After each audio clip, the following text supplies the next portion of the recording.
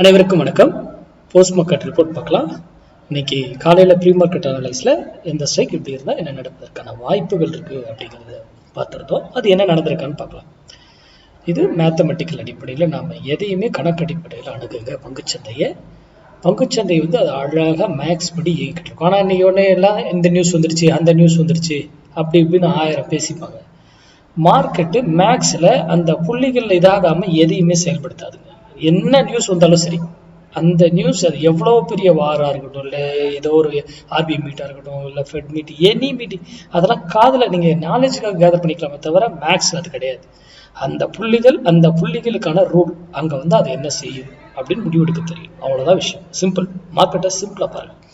Option pier இன்னும் சிம்பிளாக பார்க்கணும். புரிதுங்களா? வித்தியாசமாக அணுகுங்க.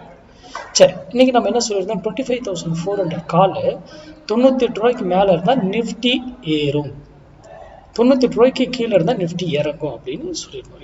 இங்கே பாருங்கள், காலையில் இங்கே என்ன பண்ணியிருக்காங்க பாருங்கள். 98 ருபீஸில் இங்கேருந்து போனவர் இங்கேருந்து ஏன் திரும்பினார், இங்கேருந்து ஏன் திரும்பினார்? Very very important.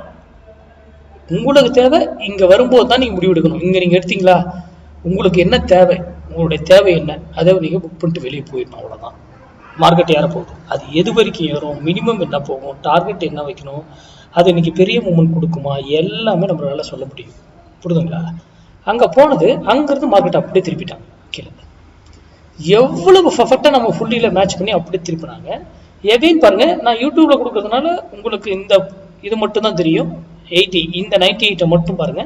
எகைன் இங்கே வந்ததுக்கு அப்புறம் தான் மறுபடியும் ஃபர்தர் ஃபால் ஆயிருக்கும் மார்க்கெட். இங்கிருந்து ஏன் திரும்பிச்சு அப்படிங்கிற கேள்வி இன்னும் வெரி வெரி இம்பார்ட்டன்ட். இங்கிருந்து போயிட்டு எகைன் பாருங்க என்ன பண்றாங்க, ஃபைட் பண்றாங்களா?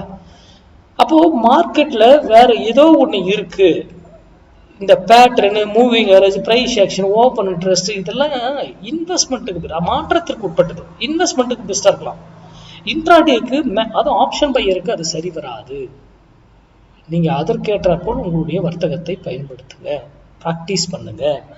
யாருக்கிட்டையும் கிளாஸ் போகணும் அவசியம்லாம் கிடையாது. நீங்கள் டைம் அதுக்கு ஒதுக்குங்க, அப்போ ப்ராக்டிஸ் பண்ணுங்க. நன்றி, வணக்கம், வாழ்க வளமுடன்.